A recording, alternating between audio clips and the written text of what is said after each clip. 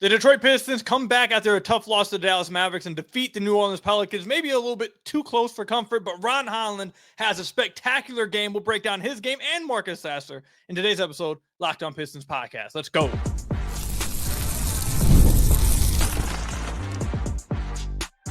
You are Locked On Pistons, your daily Detroit Pistons podcast, part of the Locked On Podcast Network, your team every day.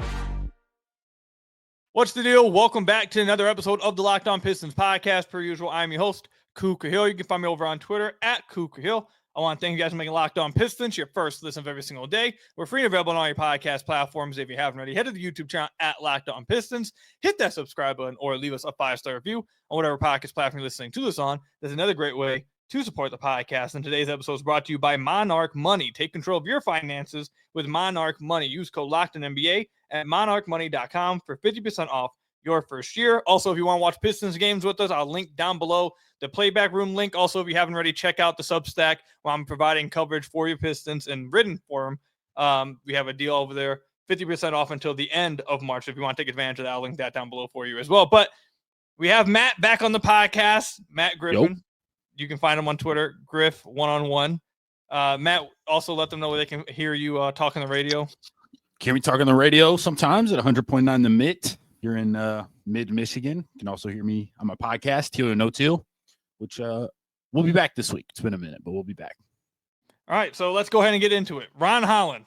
This was an ugly game for the Pistons. I'm not going to lie to you. There was a point in this game where the Pistons fell down by 5, and it was like, no way are they actually about to lose this game to the New Orleans Pelicans. Now, Cade did not play in this game. He was a late scratch with left calf soreness. THJ obviously did not play in this game due to the injury he sustained in the last game to the Dallas Mavericks. But Cade was a late scratch. But still, this is a Pelicans team that also didn't have Zion and have only won 19 games. They only won this game by 6, and a large reason why they were able to pull this out was Ron Holland had, I think, the best game of his career tonight. 10 of 14 from the field, 26 points, 6 assists, 5 rebounds, and a steal. I thought he was absolutely fantastic. I thought he was the biggest reason why the Pistons won. Matt, what did you think about what you saw from Ron? Yeah, Pelicans also without Trey Murphy now, as opposed to our last matchup. Yeah, Ron was incredible. Obviously, the biggest positive that came out of this game. The Cade door closes, Ron Holland's opens. I think that you kind of saw the flashes of what make him awesome or make him tantalizing right now, and it's the athleticism. Defensively, it's being able to fly around, cause chaos, create turnovers, make guys uncomfortable, just really generally, honestly. And offensively, I think you saw the touch around the rim, which really excites everybody. You saw his ability to put it on the floor, kind of finish with different angles from different spots around the rim. But it was kind of the Ron Holland show. It was really fun to watch. Yeah, I thought he was absolutely fantastic getting to the rim. His ability to finish through contact and his ability to he just has tremendous touch around the rim. It's so soft. He's able to make finishes that you just really don't expect him to make. He even hit a 3 in this game, which was super cool. He led the team in minutes. He had played 36 minutes in this game. Now, there was another reason why that was, and we'll talk about that a little later. But he played a lot of minutes, played tremendous. And I think you see, we've said this before in the podcast, but you see the vision for the future of the wings for the Pistons. 2 athletic, rangy defenders can kill you in transition, can kill you getting to the basket.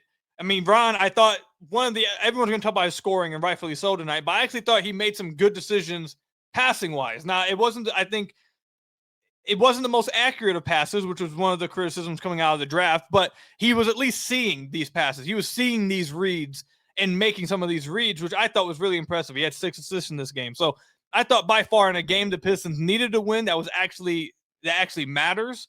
I know he had 27 in a game against Boston, but that was like garbage time, whatever.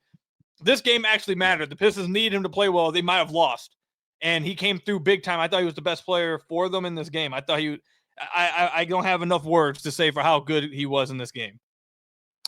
Yeah, and it was really cool, all the sort of qualities about him that you saw flash, because it is rare, right?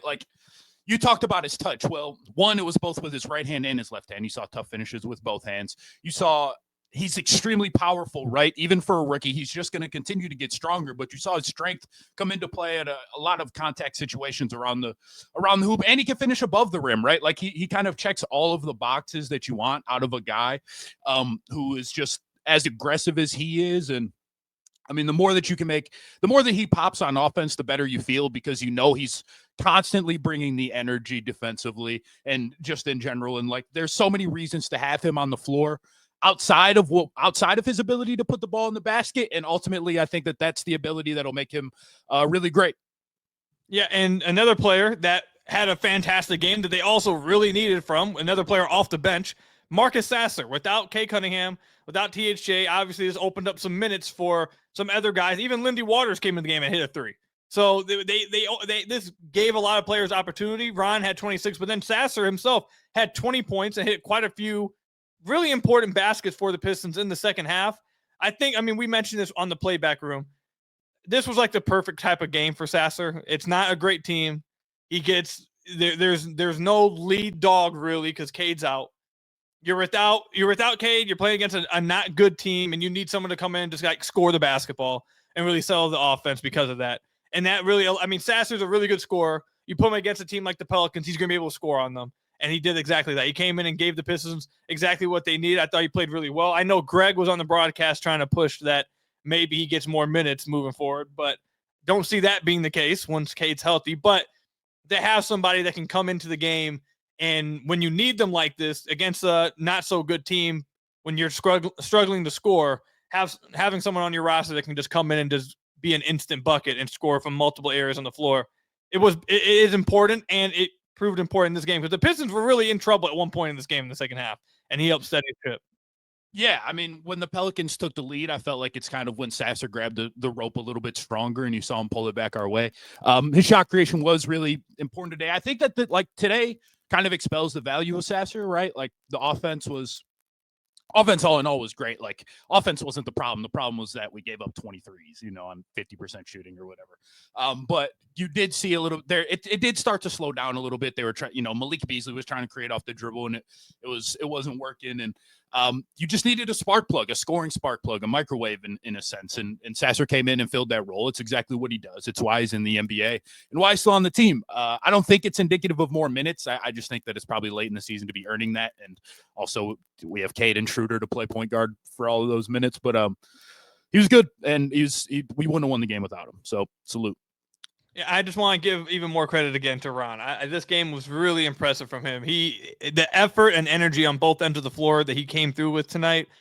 Again, when the Pistons were really struggling and were starting to give up the lead and eventually lost the lead, he came through with just not just scoring plays, but hustle plays, drawing offensive fouls, getting rebounds, pushing in transition, flipping the momentum. The Pelicans had a chance to take the lead, and they blew a layup in the fast break. He gets the defensive rebound, takes it full court, dunks the ball. Instead of the Pelicans taking the lead, the Pistons extend their lead now, and the Pelicans are calling timeout to kind of calm everything down. Yeah. That's the kind of momentum flipping that Ron provides or provided tonight. And I thought, again, you get an insight into what the future wings are going to look like for the Pistons, what this is going to look. Two long, rangy, athletic wings that can cause you hell defensively and run all over you in transition. In a few years, it's going to be really bright and fun to watch. Yeah, and obviously the jumper has to continue to develop for that to really cultivate the way that we want it to. But I mean, going back to that point, the swing, which kind of felt like it swung the game in a sense, right? Like they brick it open like a layup they should have made, and Ron takes a full court. The in and out dribble he hit in that transition sequence was unbelievable. I think Jordan Hawkins is who he hit it on. Yeah, it was incredible. It was the Ron Holland that we were promised. You're right. The vision has never been more clear. Well, maybe I should say it has been more clear because only one of them played. So maybe this wasn't as indicative of the vision as we want it to be. But yeah, if Ron Holland continues to show this, and like I know I will say, like, just because anytime that we talk about young players on other teams, I'll bring it up. Like, it is March in the NBA. They're playing a bad team who's, kind of got their eyes focused on the lottery, but they were clearly competing. They fouled until there was 2.5 seconds left in the game. So clearly the Pelicans cared about it to some degree. And it doesn't take away from what he did, at the end of the day. He still got to the rim like he should have. It was a super weak defensive front court. Makovich and Kelly Olynyk. So what you want to see is guys be aggressive, guys take advantage of that. And Ron Holland did it to a degree that nobody else on the team did. And speaking of that front court being weak, Jalen Duren also demolished them. He had 22 points, 12 rebounds, 8 of 11 shooting. He was killing them on the offensive glass. But coming up, we got to go to the other way now, because the reason why Ron was able to play 36 minutes is because Ausar Thompson only played 9. What's going on with Ausar? Why is he struggling? Is there any reason to have concerns about Ausar? We'll talk everything about that coming up. Today's episode is brought to you by Monarch Money. Ever check your bank account and wonder, where did all my money go? Between dining out, online shopping, and entertainment, it's easy to lose track. That's where Monarch Money comes in, your personal CFO, giving you full visibility and control over your finances. Monarch Money isn't just a budgeting app. It's a complete financial command center. You can track all your accounts, investments, and spending in one place, so you just stop managing your money and start building wealth. Instead of juggling multiple apps, you can use Monarch to check your finances, track spending, and even plan long-term goals. Managing money with your partner is smoother than ever. You can track shared and personal accounts, set goals, and stay on the same page without the stress. Take control of your finances with Monarch Money. Use code LOCKEDONNBA at monarchmoney.com for 50% off your first year. That's monarchmoney.com, code LOCKEDONNBA for half off your first year. Again, at monarchmoney.com. So I want to thank you guys again for making Locked On Pistons your first listen of every single day. We are free and available on all your podcast platforms. If you haven't already, head to the YouTube channel at Locked On Pistons. Hit that subscribe button or leave us a 5-star review on whatever podcast platform you're listening to this on. That's another great way to support the podcast. All right, Matt, are you concerned at all about Ausar Thompson? He played 9 minutes in this game. A lot of that, actually not a lot of that, I would say 99.9% of the reason is because he picked up 4 fouls. He had 3 fouls in the first half, or in the first quarter, really. Came back into the game, picked up a 4th foul instantly again in the third. And then Ron started heating up, started playing extremely well. Sasser started playing extremely well. So we just didn't even see Ausar. He played 9 minutes in this game. This has been a continued conversation over the last, I'd say, week and a half or so. Ever since we were told he was going to play 30 minutes, or his 30 minutes restriction was taken away against Utah in the third. He's only played over 30 minutes once. He's only played over 20 minutes 4 times out of 10 games, 11 games. In the last few games, he played 16 minutes against Dallas, played 18 minutes last week against New Orleans. That was more so because of a blowout.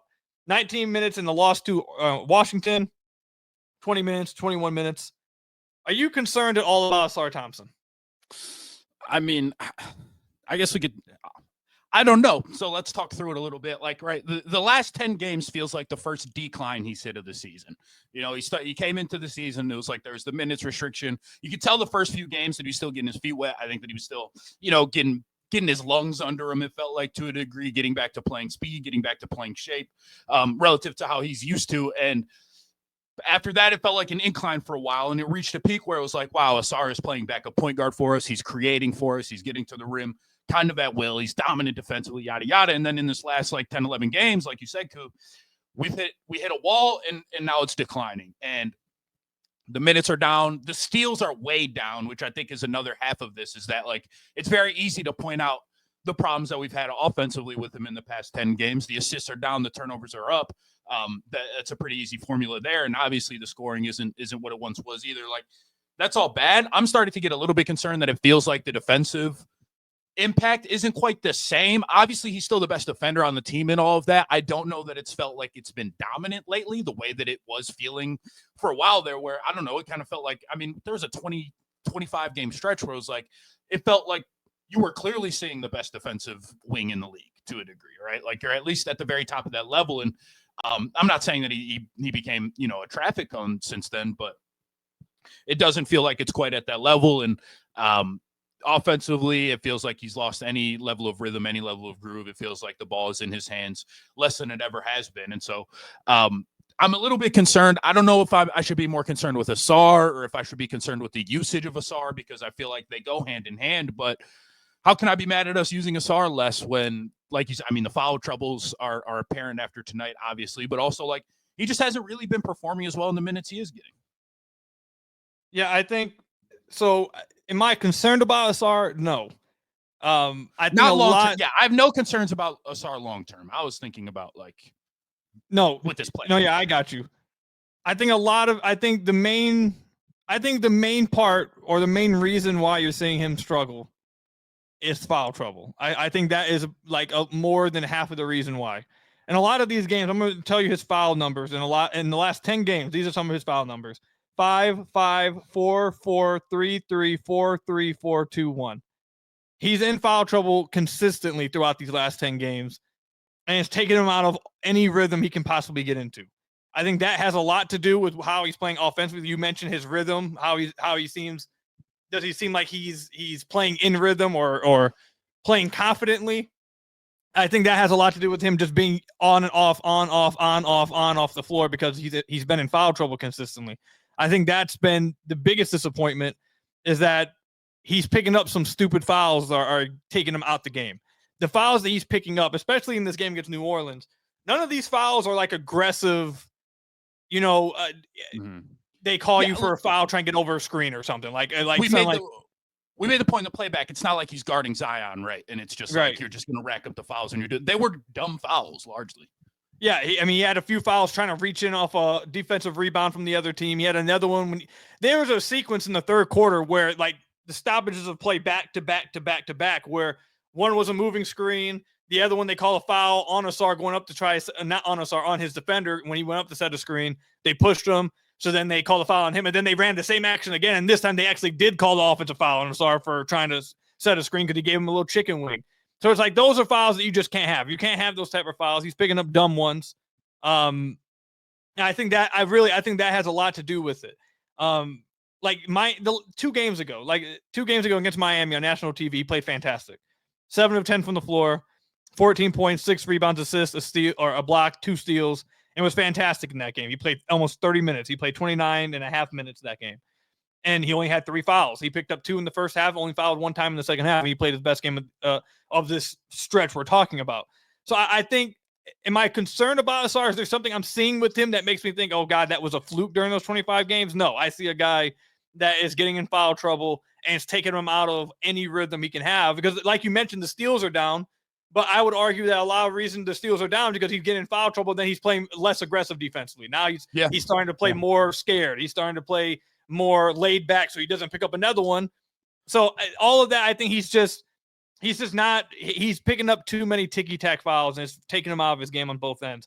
Offensively, I think it's hard because I think he hasn't been his best self offensively for sure.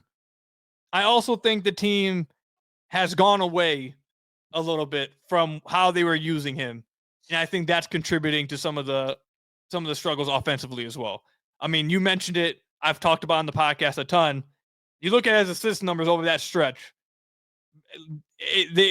I'll just read from March 3rd and on. Here are his assist numbers: 5-3, 5-2, 3-3, 4, 7-4, 4, 6, 7, 4. Like, He was being trusted with the ball a lot more. He was making plays with the ball and finding open guys, and he was scoring. I mean, for that stretch, he was averaging 12 points a game. For like the last month and a half, he was averaging 12, 13 points a game. He was playing extremely well, and now I feel like I think multiple things are happening that are going hand in hand with his struggles. They're using him less offensively because he's in foul trouble and he's not on the floor as much. And what that's led to is him also not feeling as comfortable with the ball and not feeling as comfortable on the floor, which has then led to him not doing very well when he does get the limited time he does on the ball, which doesn't necessarily mean they want to give it to him more. So I think all these things are kind of going back and forth into why these last few games Ausar has been struggling. He's still incredibly important for this team's success. I mean, we've seen that for now 3 months. We know how important he is to their success. The last few games have not changed that. I think he just I don't think he's playing his best. I don't think the coaching staff is doing their best either. I think it's just a lot of stuff going on. I think he'll be fine. I think he's hit a wall, like you've mentioned a little bit. But I'm overall, no, I'm not too concerned. Yeah, I agree. I do think more of my concerns arise from the fact that he's not being used, it feels like, in the way that he needs to be optimized, right? Because not necessarily because I think using Ausar more will make your offense better. Maybe it won't. But using Ausar more makes it more palatable for him to be on the floor. And you need him on the floor. Like he is the basis of what makes you different. right? He is the basis of what sets your team apart. Obviously, Cade is the best player, and he's the reason that you win a lot of the games that you do. But the reason that the Pistons are different from a run-of-the-mill Eastern Conference team, the reason that we're not in the play, like we win on defense and we get out in transition, and Ausar is the number one reason for both of those things. And if relying on him a little bit more offensively, you can. I think that you can take 2 pick and rolls away from Cade a game. I think that that's okay. I feel like Cade has too much on his plate already. You don't have to take the ball out of Jalen Duren's hands because we're seeing that we're seeing what he's blossoming into. You don't have to take the ball out of like a Schroeder's hands because when the backup unit is in, I think that Schroeder's done a pretty good job of creating shots for everybody. I think he's done a good job of getting to the rim and just keeping our offense afloat to an extent. You can give Ausar the ball a few more times so that the defense has to think about him. And we talked about ways to do that as opposed to just letting Ausar essentially run point guard on your last podcast. So I won't, recount all of those things. But like, I do think like the coaching staff does have to band together and say like, okay, how bad does Ausar have to be for us to really like knock his minutes down? Because there isn't really like another answer for what he does, and you need what he does really badly. And so if a lot of this is just because Ausar is like touching the ball less and he can't gather the rhythm, and obviously he has to stay on the floor. He can't be in foul trouble to do that. It's not necessarily just the coaching staff's fault, and I don't want to blame them, but I do think that like we need to figure out a way to keep him on the floor one way or another, whether that be using him differently on offense, whether that be maybe employing him a little bit differently on defense, or at least talking to him and saying like, hey, we don't need our hands in the cookie jar all the time. I get that you're trying to make a play, but we don't need our hands in the cookie jar all the time. I don't know. Something has to change because Ausar has to be on the floor for 27, 28, 29 minutes come playoff time, or else I think you're kind of a DOA. Yeah, and just some numbers to back this up. So since March 5th, till now, that's around 10. I believe that's 10 games. Their offensive rating with Ausar on the floor has been 111. Before then, from January 1st to March 4th, which is the previous 30 games where he was playing so well, they had an offensive rating of 114 with him on the floor. So the offense has gotten worse by 3 points over the last 10 games or so. And I think a lot of that, and like you mentioned, this is a tough. I joked on Twitter that Ausar has now set me up to get trolled now because I went on such a starch defense of him over the weekend. And then he responded by getting 3 fouls in the first quarter, which obviously isn't great. But the coaching staff has to put the ball in his hands more and make him more of a priority offensively. It's hard to then make that argument though if you're going to be in foul trouble consistently and consistently taking yourself out the game. It's not going to be really possible to make that argument when you're only playing 3-minute stretches because you're taking yourself out the game every single time. Like this is not the first game that he's done this over the stretch. This has been consistently throughout really the whole stretch outside the Miami game where he played really well. And then the game against Washington where they blew out Washington the first game. So he didn't have to play. They stopped playing all the stars after the halftime. So like outside those 2 games, he's been in foul trouble consistently. The one thing I'll say is this though, before we move on, I understand he had 4 fouls and we said this on the playback room. He didn't have 6. Like, it's not like he fouled out. The coaching staff decided he had fouled out. I mean, Ron was playing so well. Like, I understand just riding the horse that is taking you through this game right now, and do you think they could have played Ron and Ausar in this game? They could have definitely gotten some run out of it. Like, I'm the last guy to tell you that those lineups are, unpalatable. But Schroeder, the guards were playing well too. I don't know.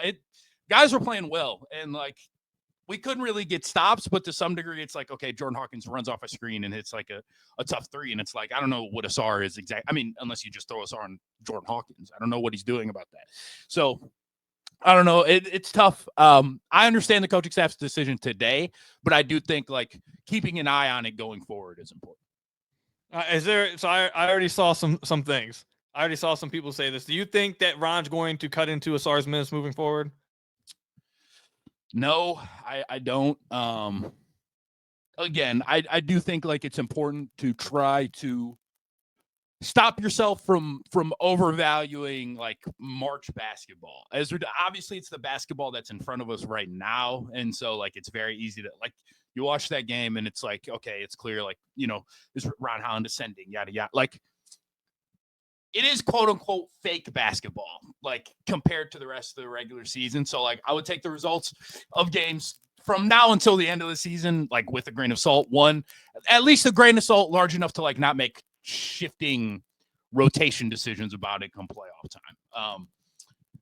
So no, I don't think so. Maybe he's at least probably building a level of trust, maybe, to where if Ausar is struggling, if there is if a team has an answer to Ausar in what he can't do offensively, and maybe, you know, he does pick up 2 of those earlier fouls, that the team might feel a little bit more trustworthy in Ron, so they feel comfortable pulling Ausar a little bit earlier. I could see that, but I don't think that like the rotation itself, like I don't think that JB's going into a game with a different plan quite yet.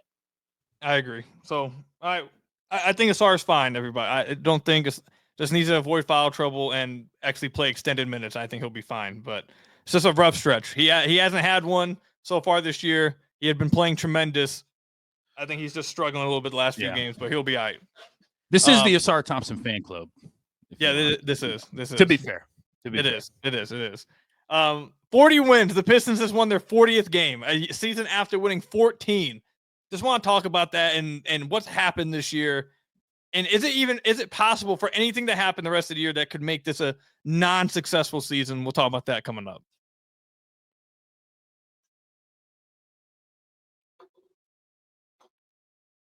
So I want to thank you guys again. Make Locked On Pistons your first listen of every single day, free and available on all your podcast platforms. Hit that subscribe button to the YouTube channel. Leave us a 5-star review, whatever podcast platform you're listening to us on.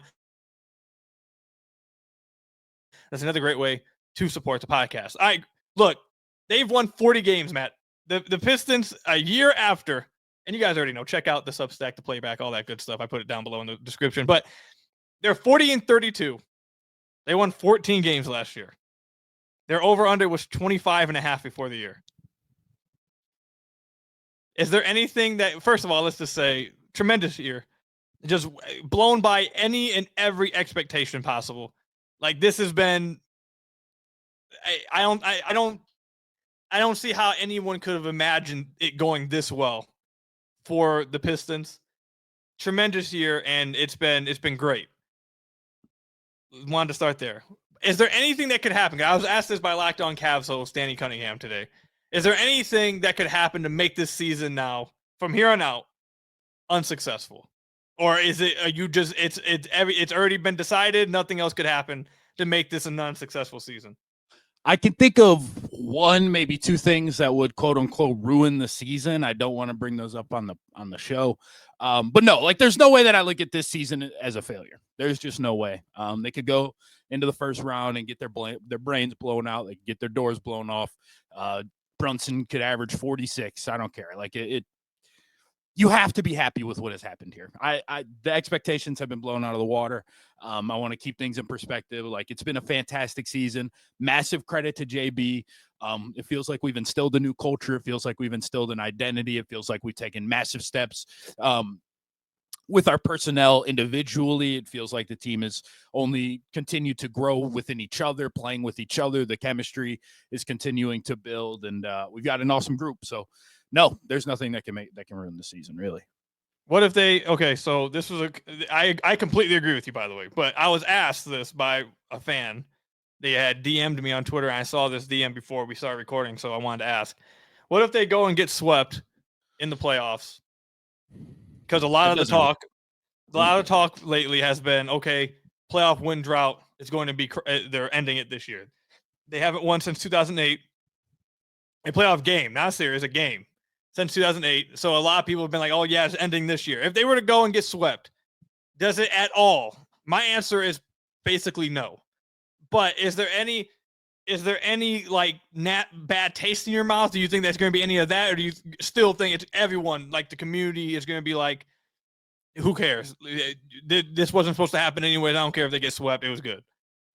Well, it'll hurt a little bit. You know, and like it does feel like one of those monkeys on your back that you kind of expect to get off at this point. So if they didn't, would that be a little bit disappointing? Sure. But like you said, like ruin it as a whole, no. Maybe it does leave a little bit of a bad taste in your mouth, but that doesn't mean the meal sucked. You know what I mean? You're still satiated. You still got your calories in and all that. Like, I'm happy. I'll be happy heading into next season with the trajectory of this team, I think, no matter what.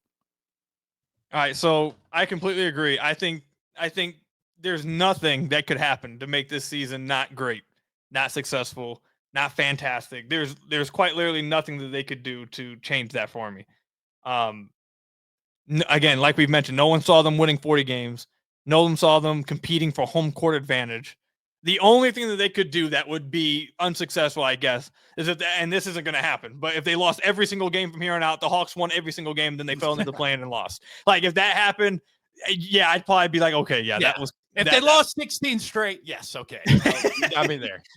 Yeah, if they did something like that, then it'd be like, okay, what the hell? But within reality, I don't think there's any way they could leave this season not feeling fantastic about their future. I mean, just quickly hitting on why they should feel great, just removing the record. Cade is probably going to be all NBA guy this year. You know, you have a franchise guy.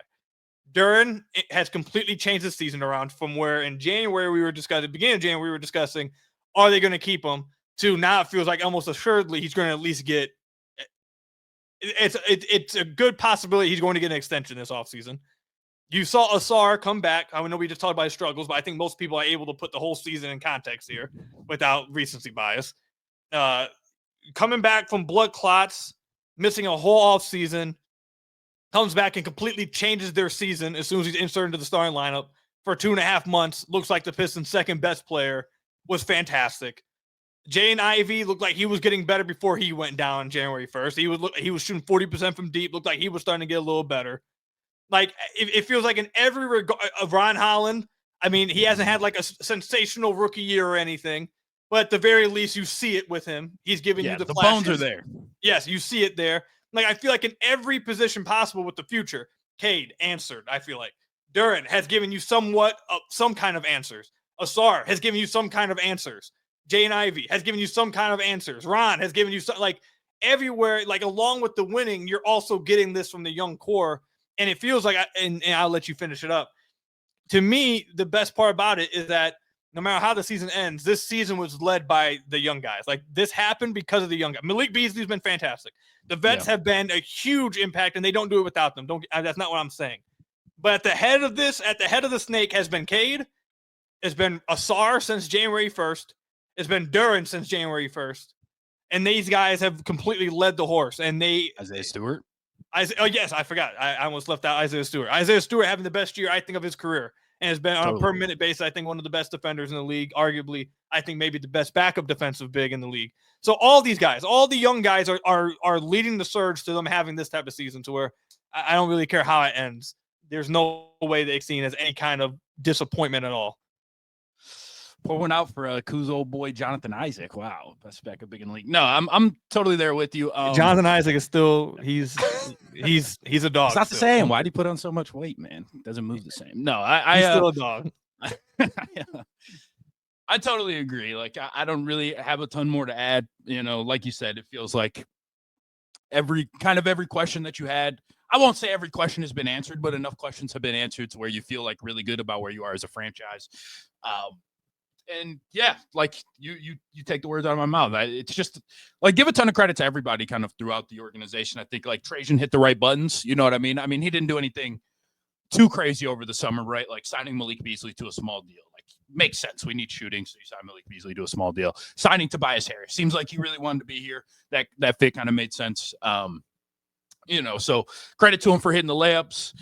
I think he hit the draft pick as well. Obviously, it's too early to really call it. But we're in a good spot, man. Fred Vincent, shout out to him. We're in a good spot. I think the team's only going to get better.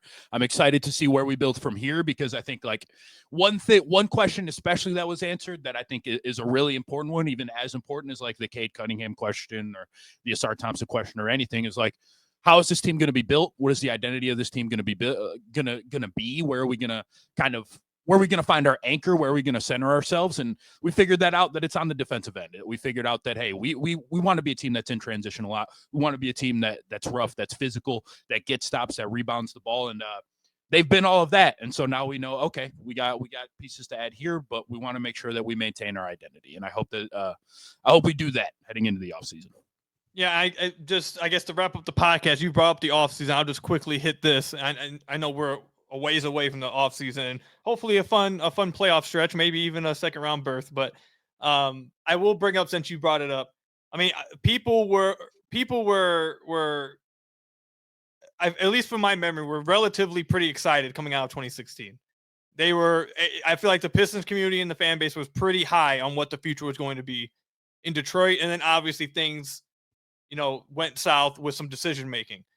This offseason is where everyone's going to be excited, but this offseason you still have to keep building and you still need to keep making the right decisions, because this is I don't want to say this is the easy part, but this is the easier part of the building. Getting to this point, which is probably going to be one of the arguments against JB for Coach of the Year versus Kenny, because he's in the harder stages of like the building, whatever. But getting the just becoming respectable, becoming a good team, that's the easier part of this. Knowing what to do next, taking the right moves, making the right additions, subtractions, trading players maybe you didn't want to trade, holding on to players that maybe you don't know about keeping, you take the chance, like all that stuff. That's going to be part of the next round of decisions that has to be made for the Pistons to not have what happened again in 2016 happen, or stall out, to continue to take these next steps. But this season overall has been just tremendous. So enjoy the rest of this year. The playoffs should be fun.